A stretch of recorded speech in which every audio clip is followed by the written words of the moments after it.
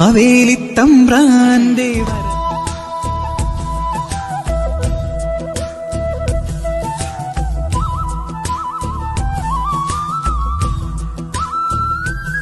വരവായാൽ തിരുവോണം മാലോകരെല്ലാരും ഒത്തൊരുമിച്ചൊരു ഓണം പൊൻചിങ്ങം വന്നു പിറന്നേ പൊൻവെയിലിൽ കറ്റമെതിച്ചേ പൊന്നമ്പല നടകൾ തുറന്നേ പൊൻകണി നിറയുമൊരുത്സവമായി പൊന്നോണച്ചോറുണ്ണാനായി നീ വായോ പെണ്ണേ.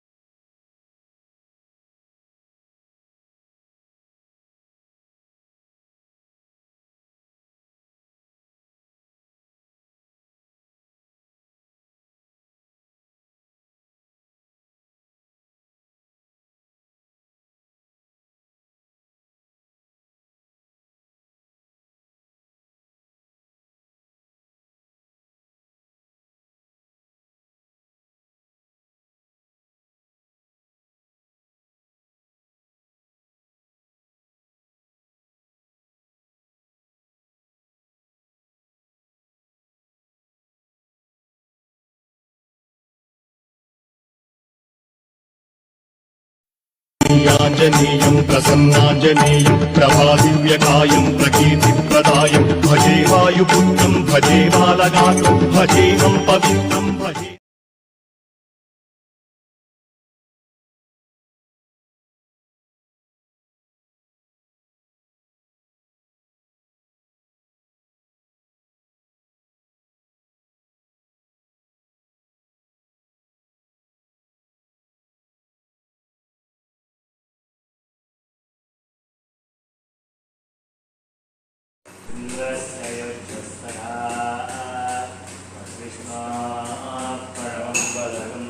पश्यन्ति सूरयः विधिपरिक्षुरादनं सद्यप्रासो विपन्यवो योजना सौरक्षितगं सुजनिमाचकार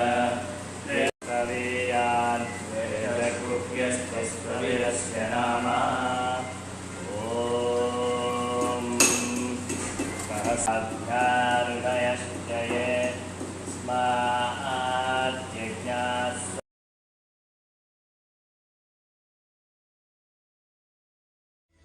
श्रियकान्ताय कल्याणनिधये निधयेतिनाम् श्रीवेङ्कटनिवासाय श्रीनिवासाय मङ्गलम् लक्ष्मी सविभ्रमालोकसुभ्रूविभ्रमचक्षुषे.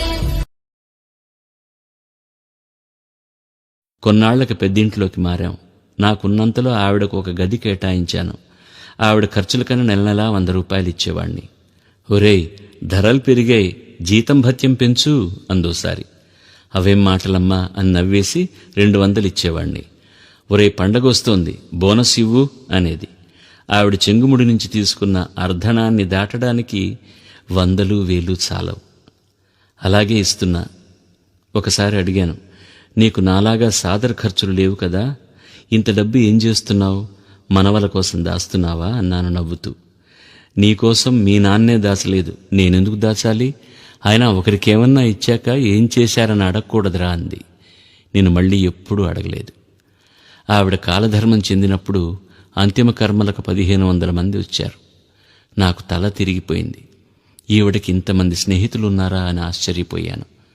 తర్వాత తెలిసింది, తన కష్టాలు తీరి కొడుకు సంపాదన రాగానే ఆవిడ పూర్వం ధవళేశ్వరంలో లాగే ఇతరుల గురించి ఇన్నేళ్లు కష్టపడింది. ఆంధ్ర మహిళా సభ, స్త్రీ సేవా సదన్, చిల్డ్రన్స్ గార్డెన్ స్కూల్ వంటి సంస్థలకి వెళ్లి తనలా మద్రాసుకు వస్తున్న తల్లులకు బిడ్డలకు సాయం చేసింది.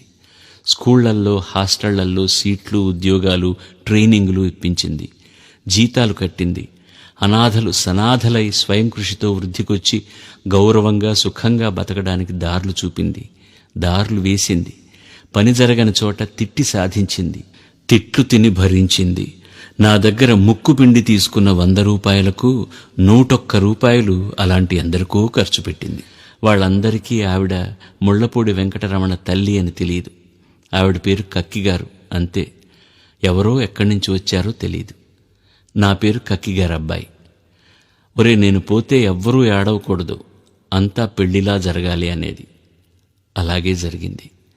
పెళ్లి పందిరిలాగా వేసిన పెద్ద పందిరిలో పెళ్లి విందులాగే జరిగింది. ఆ పందిట్లో అందరూ నన్ను తమ్ముడు అని పిలిచేవారే. కక్కిగారు చాలా గొప్ప మనిషి, పెద్ద మనసు అని చెప్పినవారే. ఉన్నవాళ్ళు ఇవ్వడం సహజం, ఇలా లేనావిడ ఇవ్వడం, ఇప్పించడం, తెచ్చివ్వడం ఇదీ గొప్ప అన్నారు అందరూ.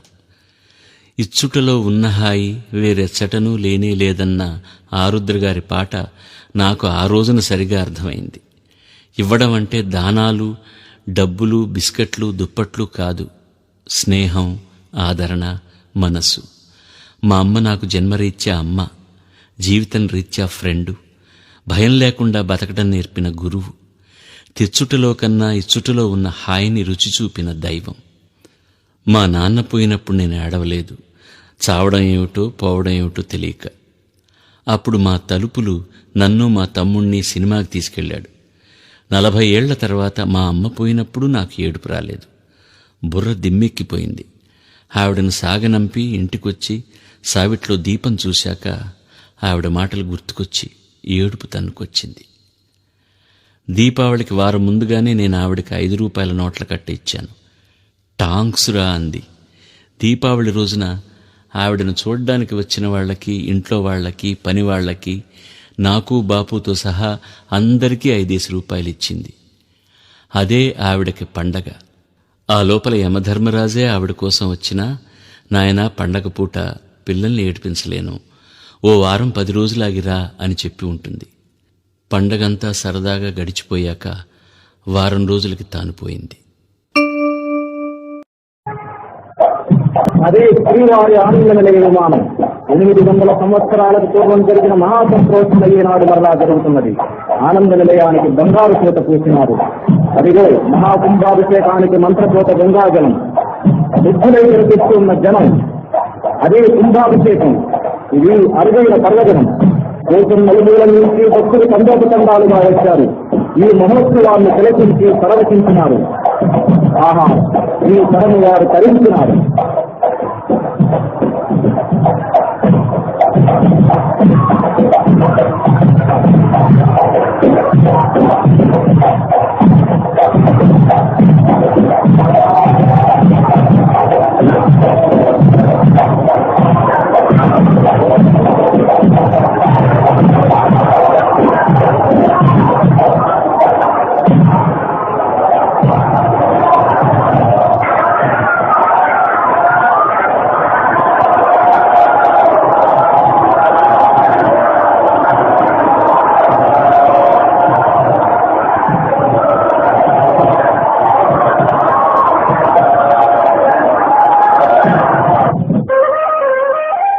అదే దర్శించండి, పసిటి నిరుంగులతో మిసమిసలాడే మేరు సమానమైన ఆనంద నిలయమానం. దర్శించండి, ధరించండి.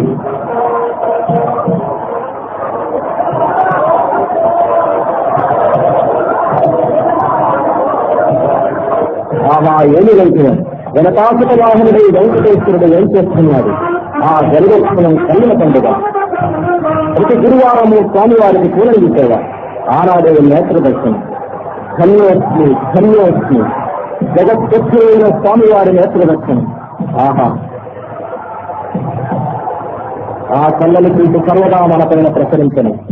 Govinda Govinda Govinda. జగత్పతి గజారూఢుడైన Dubai Hindu Temple First Look.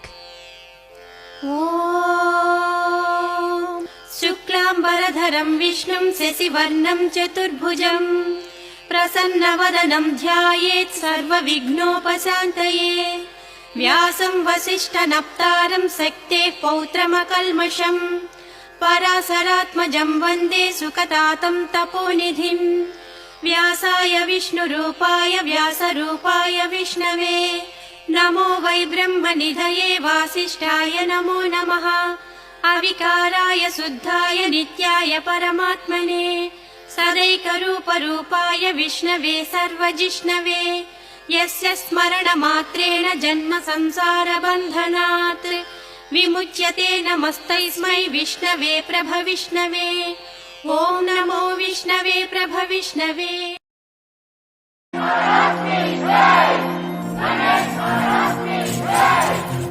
जय जय गणेश जय कोडता गणेश जयमुलिब्बु बोत्स गणेश।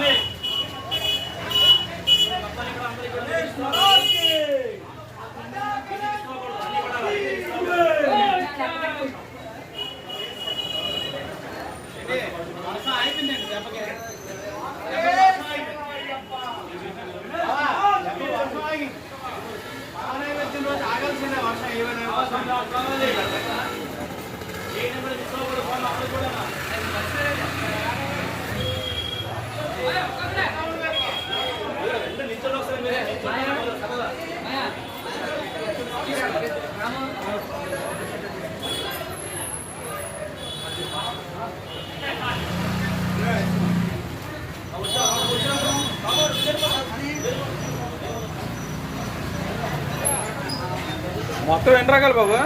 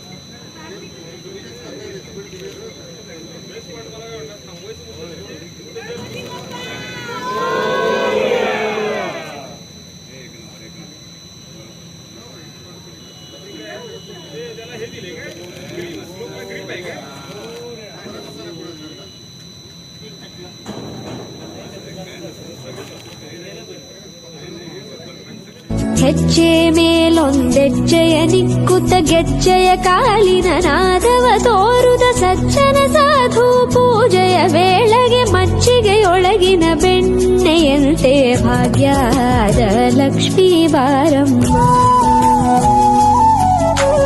ಹೆಜ್ಜೆ ಮೇಲೊಂದೆಜ್ಜೆಯ ನಿಕ್ಕುತ್ತ ಗೆಜ್ಜೆಯ ಕಾಲಿನ ನಾದವ ತೋರುದ ಸಜ್ಜನ ಸಾಧು ಪೂಜೆಯ ವೇಳೆಗೆ ಮಜ್ಜಿಗೆಯೊಳಗಿನ ಬೆಣ್ಣೆಯಂತೆ ಭಾಗ್ಯದ ಲಕ್ಷ್ಮೀ ಬಾರಮ್ಮ. The time of our life is divided into weeks, 7 days. Some named after celestial bodies, others after gods, and a very specific sequence which the whole world follows. Have you ever thought about it? Who named the days? Who arranged them in this way? Why are there only 7 days in a week? Let's check the internet. Egyptians, Babylonians, Greeks. Why not? We all have been taught how they influenced Indian astronomy. After all, the word hour comes from the Greek hora. Not really. There is no evidence for all this. Zero. Those old serious-looking dudes didn't do any of it. The West just gave them credit. We believed it without checking. The word hour comes from hora, but hora actually comes from the Sanskrit word ahoratra. There's an ancient Indian book called Surya Siddhanta, serious work on astronomy. It says, arrange the 7 grahas, the major celestial bodies visible to the naked eye, from slowest to fastest. Call it the sequence. Make a list of the hours of the day. Start assigning each hour a graha as per the sequence. When you reach the bottom, carry over to the next day. The graha that gets the first hour of the day is called the Dinpati. The deity of that graha then also becomes the deity of that day. This is how the days get their Vedic names. And notice the sequence? That's the secret of the sequence of weekdays. And the whole world follows it. But why is Mangalvar called Tuesday and not Mars Day? You see, Vedic days were named after Vedic deities. When out of India migrations happened, the days went too and got dubbed after the corresponding local deities. Greeks, Romans, Germanic tribes, Anglo-Saxons, and finally the English names were born. 1,000 years later, the Britishers taught it back to us. But Indian astronomy usually divides the day into 30 muhurtas. Where do the 24 hours come from? See, that's what the Greeks gave. Nope. Srimad Bhagavatam talks of ancient times when the days were divided into 24 parts, not 30. That's where the word hora gets called as the 24th part of a day, the hour.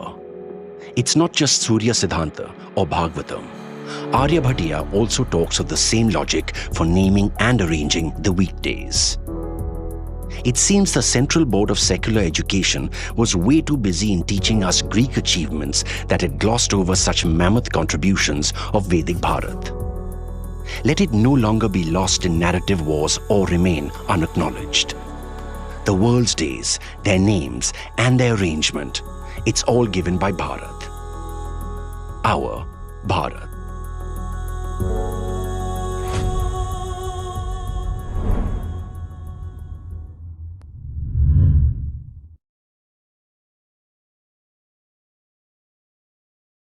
Saravana பொய்கையின் கண்மணியே கடம்பனை கார்த்திகேயனே அன்னை அணைத்திட ஆறுமுகமான ஆதிபழனி ஆண்டவனே தேவர்களின் துயர்த்தனை நீக்கிய குகனே குமரவேலே திருப்பள்ளி எழுந்தருள்வாய் சிறகிரி வேலவா திருமுருகா நடுநாயக மூர்த்தியாய் அங்காரகனாய் அஷ்ட கிரகங்களும் உனை தொழவே நலம் தரும் நவகிரகங்களும் உனை வலம் வர தரும் வரமே செவ்வாய் தோஷம் நீங்க சென்னிமலையும் அங்காரகன் பரிகார ஸ்தலமே திருப்பள்ளி எழுந்தருள்வாய் சிறகிரி வேலவா திருமுருகா।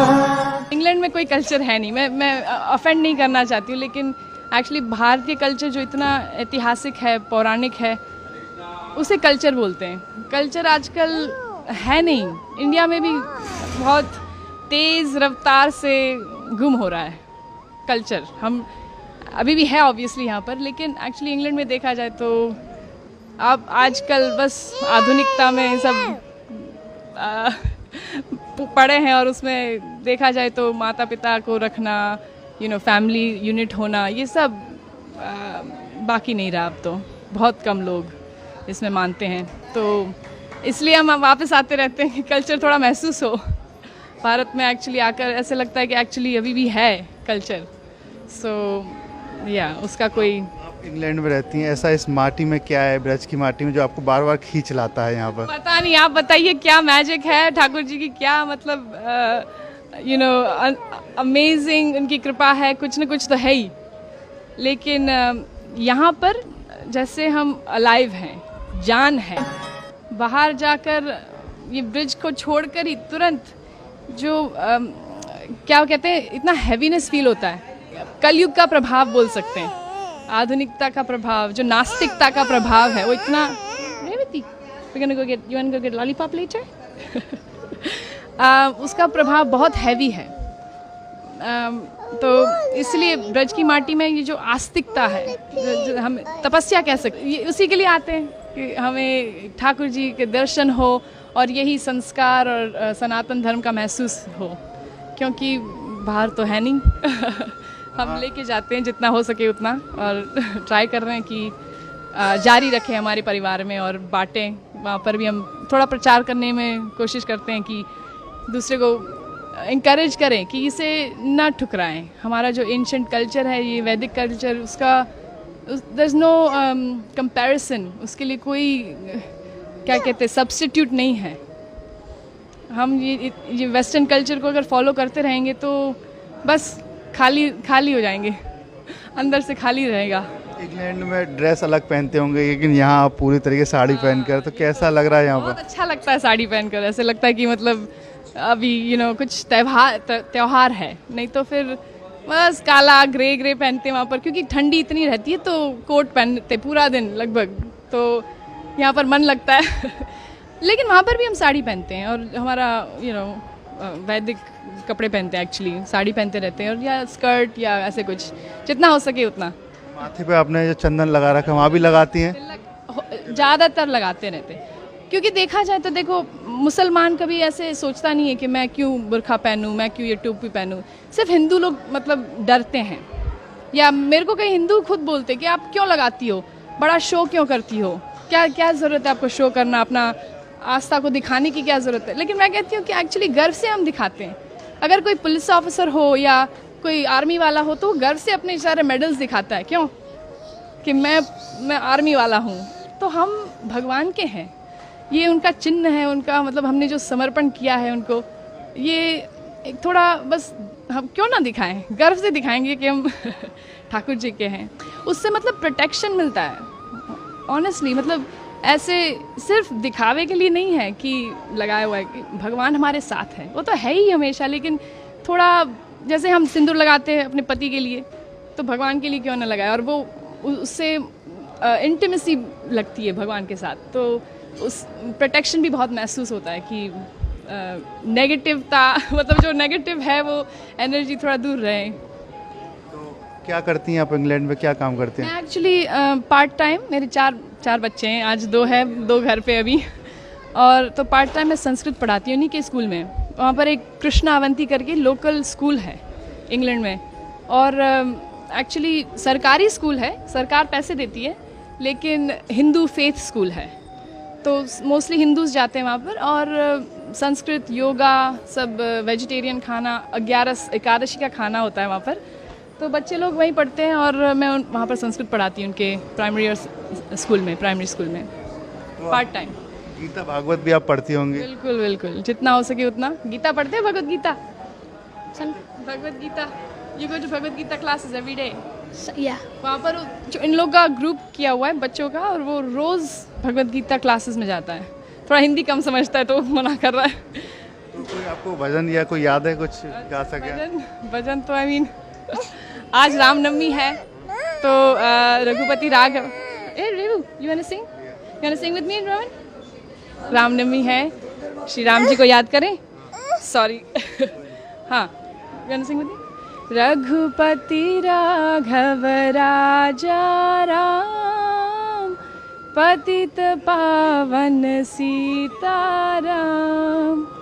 बोलो रघुपति राघव राजा राम, पतित पावन सीताराम। जय हो। जय हो, हरे कृष्णा। देखिए बात करें इंग्लैंड की, वहाँ बड़ी बड़ी बिल्डिंग है, यहाँ पर सिर्फ धार्मिकता है, तो कुछ अलग लगता है? तो बड़ी बड़ी इमारतें हैं विदेश में, लेकिन उसका क्या फ़ायदा अगर दिल छोटा हो, मन में शांति ना हो, अंदर सुख ना हो, हृदय में मतलब प्रेम ना हो।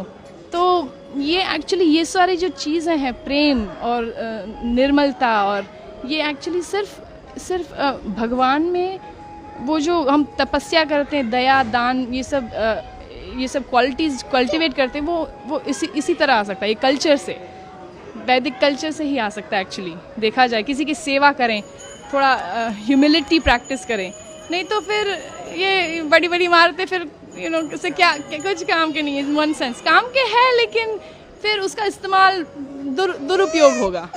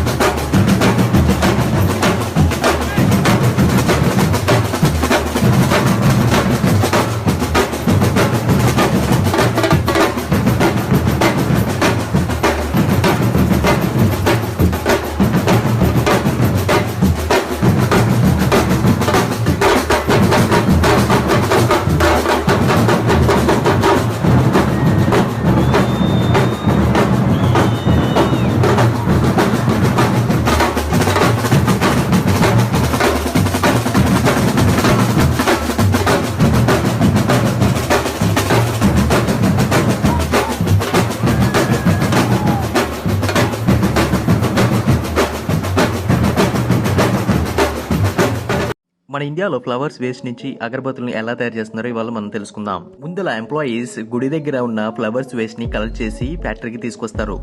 ఇక్కడ ముందుల ఫ్లవర్స్ యొక్క బరువును చూసి అందులో ఉన్న ఫ్లవర్స్ మాత్రమే సెపరేట్ చేసి ఫ్లవర్స్ యొక్క పెటల్స్ ని విడగొట్టి ఫ్లోర్ మీద జల్లి డ్రై అయ్యే వరకు ఉంచుతారు.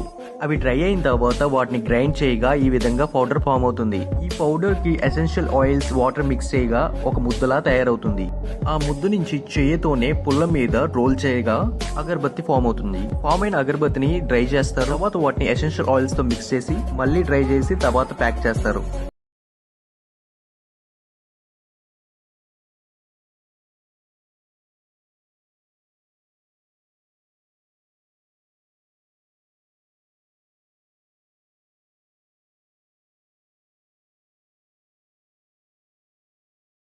బిబి లాల్ ఆర్కియాలజీకి, పురాతత్వ శాస్త్రానికి తన సర్వంటి పరిశోధనలు రామజన్మభూమి తీర్పు వెలువట్టంలో, రామజన్మభూమిలో అక్కడ మందిర నిర్మాణానికి మార్గం సానుకూలం కావడంలో చాలా కీలక పాత్ర వహించారు.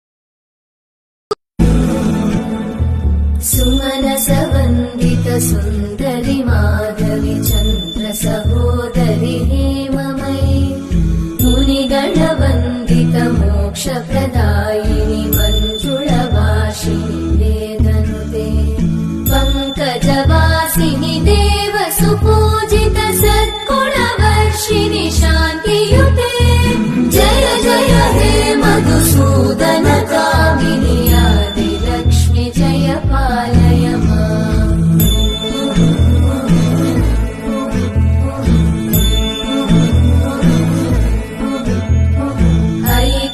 కల్మషనాశిని కామిని వైదిక రూపిణి వేదమయే క్షీరసముద్భవ